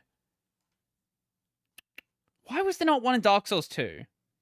I'm pretty sure. I could be mistaken here. I'm going to just double check. Dark Souls 2 pyromancer class? Yeah, there's no pyromancer class in Dark Souls 2. Why? Why would you do that? Stop it. Actually, what does Elden Ring have as like the starting classes? I'm not going to play Elden Ring for quite a while, but let's see what we have. So we have Hero, which looks like starts with some sort of club. Okay, go to the actual thing. Can I? Here we go. It starts with battle axe. That makes sense. Battle axe and a large leather shield. The bandit, which is your assassin-y, thiefy class, you start with a knife and a bow, makes sense. Also buckler. Astrologer, which I'm guessing is your sorcery class. What is this? Glintstone. Yeah, this is your sorcery class. The warrior, which I'm guessing is... It's not a knight. Yeah, it doesn't... No. Oh, it starts with scimitars? 2 scimitars? What would that be equivalent in the Dark Souls? I'm sure there's something on the Dark Souls side that was equivalent to. 2 scimitars to start. That's interesting. But you also get a wooden shield. Huh. That's neat. The prisoner, which isn't your trashy class. What is the prisoner? What do you start with? Oh, this is another... Oh, it's another sorcery class. That's interesting. Starts with an S stock. So it's like a battle mage sort of thing. Oh, that's cool. The Confessor. I'm guessing Vagabond is your knight class. Confessor is another assassin-y class by the look. Oh, it's your faith class. Ah, okay. Yes, this is your faith class. Right. It just looks assassin-y based on what it's wearing, but also being like a holy person also makes sense. This is your meme class, and then this is your knight. Oh, here we go. There's also 2 more. Prophet, which is, by the looks of it, another faith class. Faith and mind, and arcane. So this is like a mix between... Oh, this is your pyromancy class, I guess? It's like a faith pyromancer. That's neat. And then samurai, because lol, why not add a samurai to the game? Yeah, this is obviously the knight class right here. This is the I am very boring and I don't want to try anything difficult. Basically. I don't know what I'll end up playing when I do play when I do end up eventually playing Elden Ring. Maybe I'd start as like a warrior. Start with 2 scimitars, run around fucking dual wielding everything. I know that scimitars have like not scimitars, stop focusing on the thing. Focus on my damn face. Why is it focusing? What is it even focusing on now? Okay, there we go. Dual wielding has been slowly getting better in the Souls games ever since Dark Souls 1. Like Dark Souls 1 dual wielding, you don't. There's just no reason to dual wield in Dark Souls 1. It just makes you worse. DS1 dual wield. I think there was like maybe a couple of weapons that made sense, but for the most part, dual wielding was just... It just made you slower. Katanas being the exception, because katanas were broken in Dark Souls 1. Dark Souls 2 added like... It added 2-handed combos. Dark Souls 3 added sword arts, I believe they were called. And then Elden Ring adds more sword arts. So, yeah. It seems like doing dual wielding now is like maybe not a sensible thing to do, but like somewhat viable. Especially if you start like dual wielding fucking big hammers or something like that. You're like, I'm gonna dual wield great swords and just tear everything apart. Which I believe I have seen. Yeah. Is there any way? I don't think there's any way to like do dual wield sorcery yet. Like you cast 2 spells at once, which is probably for the best, because that seems like it would go very badly. Like you would basically break PvP. And you would basically break bosses. Like bosses in Elden Ring, if you look up like boss speedrun kills, there's a lot of bosses that you can just literally melt with just these crazy builds. Like Dark Souls 1, Dark Souls 2 had like their fair number of combinations, but what I'm seeing with Elden Ring is there is a lot of ways you can customize your build, and when you have a lot of different customization like that, yeah, balance doesn't matter. Balance sort of just goes out the window. Not to say that Souls games were ever particularly balanced anyway, but, you know, it gets way... Like, you can go from the point of it just being unbalanced to be very exploitable the more stuff that you have. I don't know the exact combinations that would, like, achieve that with Elden Ring, but it's sort of just a... It's a fact that happens with every game. The more amount of customization you have, the more ways that players will find ways to break your game because you just didn't test it as thoroughly as you thought you tested it. Every game suffers from this, just to sort of like different extents, I would say. What else do we have here? You know what? I'm going to talk about something that I just found out about today, and I cannot show pictures of it because that would be very TOS. I want to talk about the Madonna NFTs. I don't know how I'm going to thumbnail this if I clip it. But there are these... What's the best way to put it? let's call it fetish porn. Yeah, that's what we'll call it. We'll call it fetish porn that Madonna has made. Basically, it is these really strange 3D models that are being sold as NFTs. This is a project that was being done with Beeple. Beeple being someone who's been very successful selling art and was very successful early on in the NFT space. I think selling like one of the most expensive NFT projects. So, you know, people are very excited about Beeple. That was not intentional, but it is what it is. There was a description of what the project actually was, but I can't find it now. There's this, I'll just read this quote though. In a recent Twitter Space interview with Winkleman, Madonna acknowledged viewers might be weirded out, adding that not often does a robot centipede crawl out of my vagina, but said that each NFT is essentially me giving birth, which women have been doing since the beginning of time. Basically what this is, just look it up for yourself, is this weird fetish porn of Madonna giving birth to, like, centipedes and trees and, like, other weird shit like that. It's supposed to be, like, artistic, but I don't think that's the word that most people would use to describe it. I think my description of fetish porn is probably much more accurate. It's gonna sell well. Like, that's the thing. Like, every time a weird project like this comes out, it sells well, especially when it's porn. When you make porn, it's going to sell well. Especially when it's, like, I'm gonna call it weird, but, like, the models are made well. Like, if it wasn't, like, the weird tree shit and the centipede stuff, it would be good. Like, it would be good. Like, it's a good 3D model. Like, it's really well made. It's just fucking strange.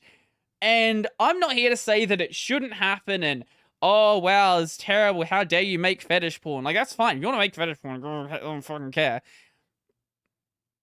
Get on the grind. Like, I respect it. And if this helps to, like, further show how fucking insane the crypto market is, hey, go right ahead. Do whatever it is you want to do, and just make it happen, I guess. Yeah, go make some money. Go make some money doing really fucking weird shit, pretending like this is just an artistic project that, yeah, it's just an artistic project. There's nothing weird about this. Totally not. Is just normal. This is just normal. I don't know how much they're selling for. Probably too much money. Probably, like, way too much money. Also, if you didn't think that she was, like, super in on the NFT game anyway, like, she has a Bored Ape as a profile picture. So, like, yeah. Man. Do you know where I see NFTs going? I've sort of evolved my opinion on this. I don't think NFTs are going away. But I think where they're going to exist is sort of like how rich people will just buy stupid things. Like, there was this, I think, $1 million apartment, $2 million apartment. A $1 million apartment's not even, like, that much. Like, a $10, $20 million apartment, where it had, like, this art display made out of pills.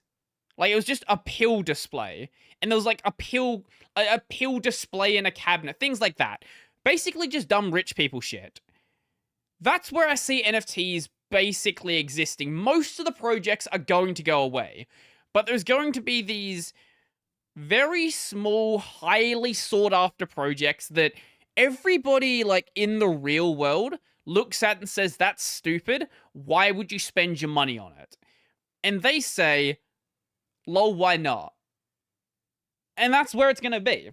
I hope that NFTs just die out of the consumer space. I really hope this nonsense of trying to bring NFTs into games, like we have the story here from about Square Enix doing that, because Square Enix loves to hate their audience. They made $394 million profit last year, and then you're banging on about blockchain. This is not profit from the blockchain. This is profit they made before the blockchain, where they're going to lose a lot of money. I really hope that this shit dies out, and it dies out before it gets to things that I actually like. Like, please stay away from my bunny girls and my cat girls in 14. I really don't want that to happen. Just try your NFT bullshit out. Try your blockchain nonsense out on some other games that no one cares about, and you see that it dies and it goes away. But it's probably not, because what they're probably going to do... Okay, here's what's gonna happen with NFTs, and why I hope it dies out, or why I know it's not. What's gonna happen is a company like... Fuck, who's the developer of Genshin? Genshin Impact. Is it MiHoYo? Yes, MiHoYo. A company like MiHoYo, what they're gonna do is they're going to make a really, really good game, make it a gacha game, which already are successful, but then do the gacha with NFTs. When that happens, when like one of these legitimate, insanely good companies at making money make an NFT game and make a good game, that's when they are here to stay. And I'm really surprised they haven't touched it yet. Maybe they know something that other devs don't. Maybe they're on the side of regular people and see that this is not gonna last. That's what I would hope, but when that happens, if that happens, that's when they're here to stay, and that's when everybody is completely fucked. I don't know what's gonna happen though, and I hope it doesn't. Anyway, what I was saying, right? Square Enix, yes, NFTs. Stop.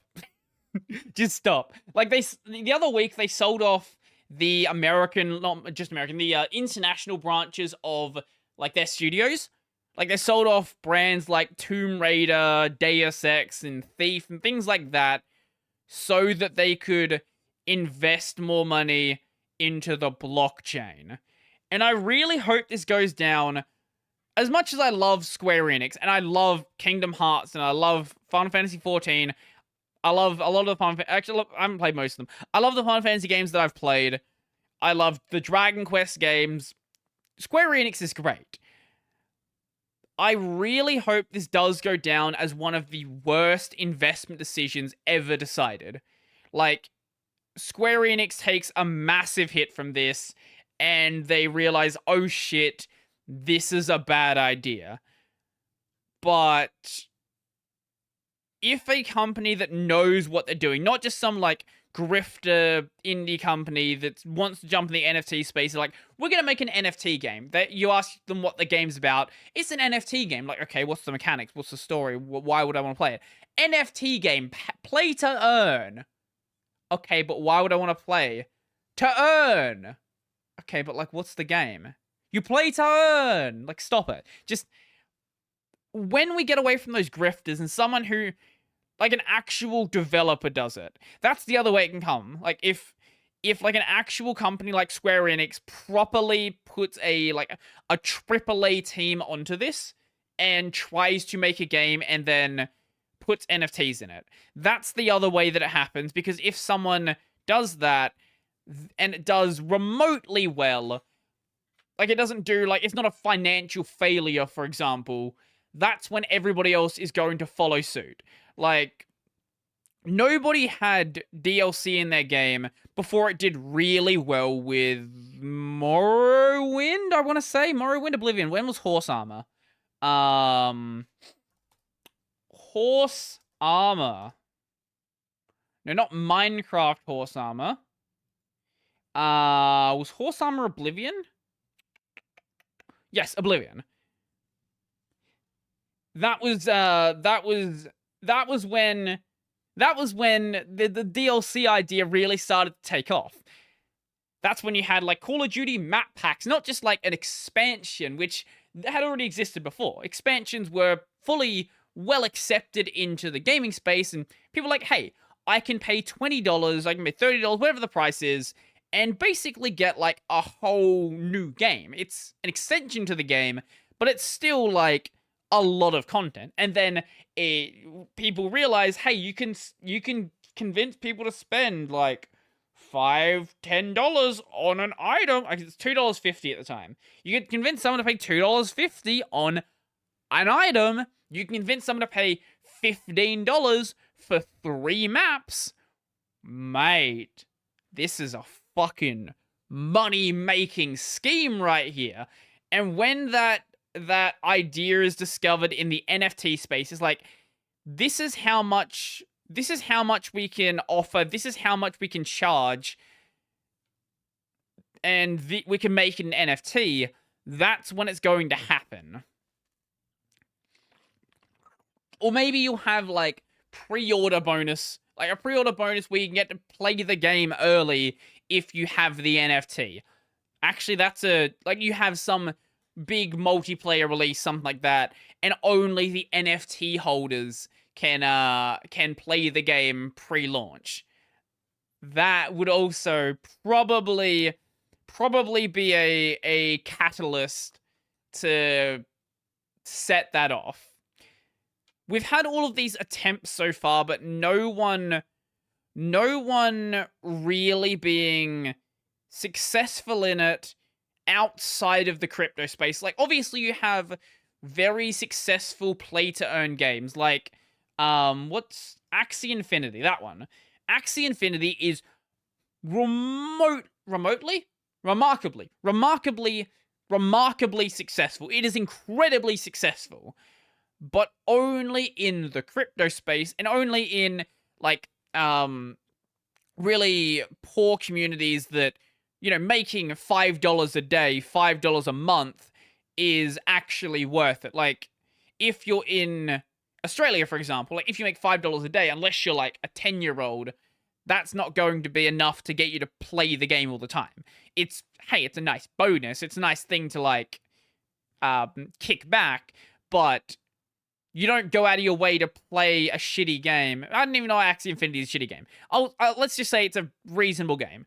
But you could also go and buy, like, Witcher 3. You could buy all of these games that are really fun, and they don't have NFTs. Actually, right there, that's the biggest problem with the play-to-earn model.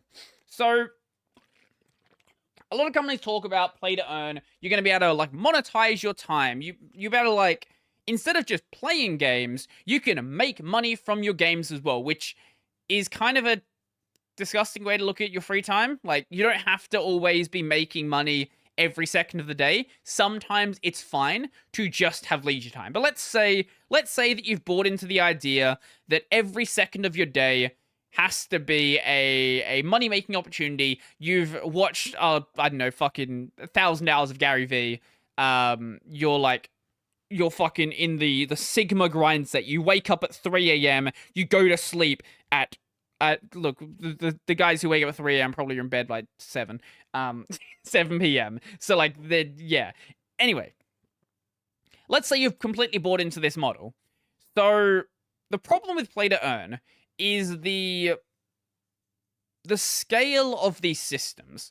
So, if a game is not a good game, actually, we'll start from, where do we start from? What is the best way to start this?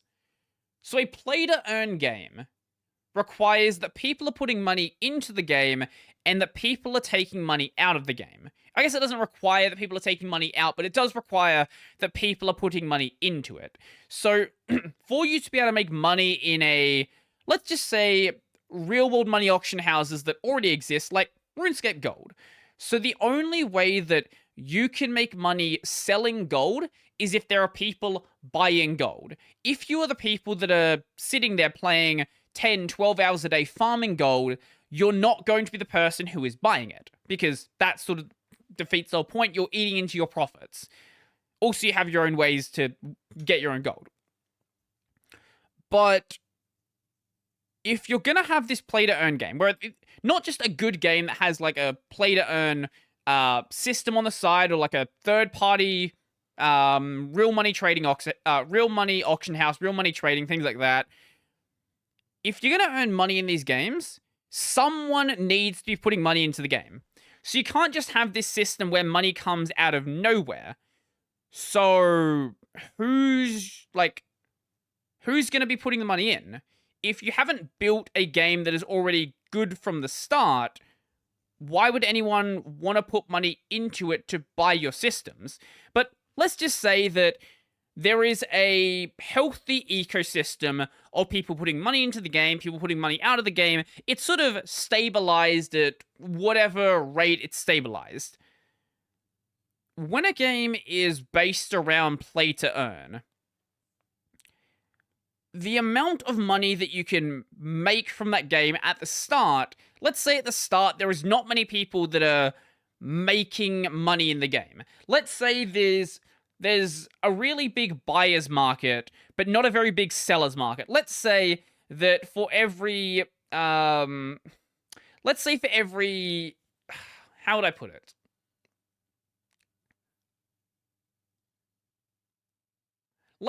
Let's say for every one person that is gathering gold in RuneScape, there is 100 people who want to buy it. So at that point, the sellers are able to charge a much higher rate because the amount of production they can put out is far lower than the amount of buyers that are available. So they're willing to charge, or they're willing to pay for higher and higher prices to actually get money out of the system, or to get the item out of the system. So you as the seller are able to make more and more money. And that's how it works initially. But when people realize that a game is really good for making money, more and more people are going to join that game. And as more people join the game, it dilutes the seller's market, and the item that you are selling progressively gets cheaper and cheaper and cheaper, to the point where it basically drives everybody out of the market who isn't either working for like a big company. Let's say there are like big botting companies, or maybe not even botting companies, like like real money trading companies. And that's sort of the only way to really make the money, because you have these big organizations with a lot of people, and then you'll make a commission for doing that. And that might still be like a reasonable way to make money. So the individuals who don't have that gathering capability, they are then pushed out of the market. With the exception of people that are in lower and lower economic statuses. So if you're in a situation where, you make $10 a month, maybe farming RuneScape gold actually is viable, because maybe, I don't know the exact number, let's say you can make $20 or $30 a month selling RuneScape gold. Or let's even say it's like $50 a month. Let's say it's $50 or $100 a month. Maybe 100 may be a bit too much. $50 a month selling RuneScape gold. Well, why would you do anything but sell the gold if getting like a manual labor job, or whatever it is sort of job you can find in your region, pays way less? Like, obviously you're gonna do this. So more of those people join in, and then it starts to like dilute that market even further. So let's say it brings it down to like, you can make $20 a month, but this basically kicks out everybody besides the like absolute most impoverished people and the big companies. And by that point, it's probably gotten to the point where even companies are not able to get like the manpower to make money. Like, even at the scale of like having hundreds of accounts, things like that, maybe even then they still can't make money. So they then will turn to botting, because you don't have to pay a bot. You can just bot as much as you want. All you pay for is the sub of the account, which presumably you're gonna, if you can run it like 24 hours a day, you're going to easily pay off, and have extra money left over. And then rather than having to pay all of these people under you, even if it's a small cut, you take all of the money for yourself. But this is what happens.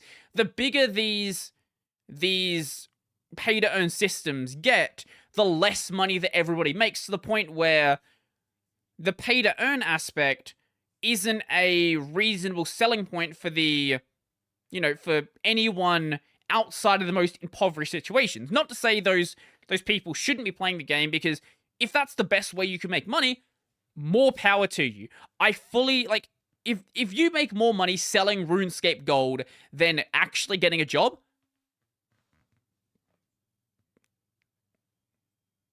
good damn. I'll be back in a second. I've got a call from Dylan. He bothered me when I've got 4 minutes left in the show.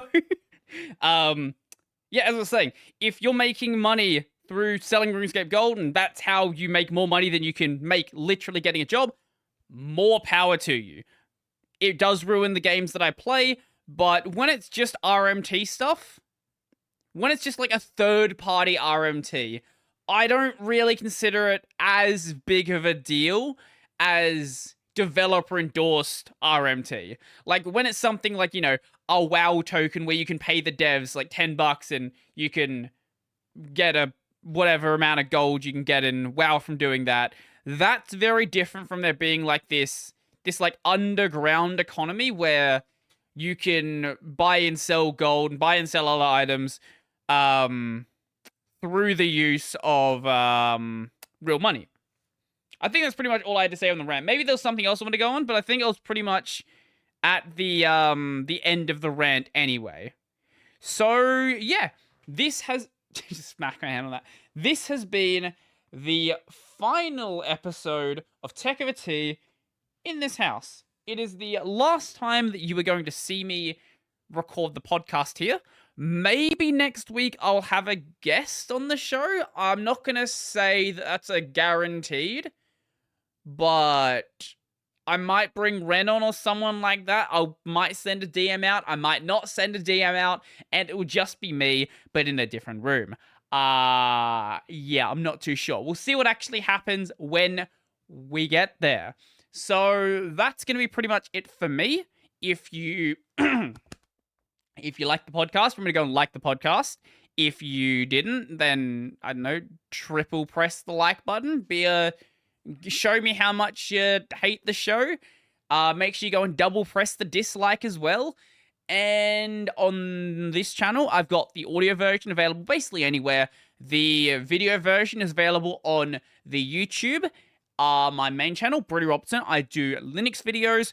I don't know what video is going to be out when you see this. Some sort of video. My gaming channel is Brody Robertson Plays. I'm still playing through Hollow Knight, and I'm playing through Kingdom Hearts 2. Maybe I'll throw in some other games like APICO and other things like that, but for the most part, that's what I'm going to be doing. At some point, Hollow Knight is going to be over. When that happens, work out what we're going to play when we get there. So, yeah, that's going to be pretty much it for me, and I'm out.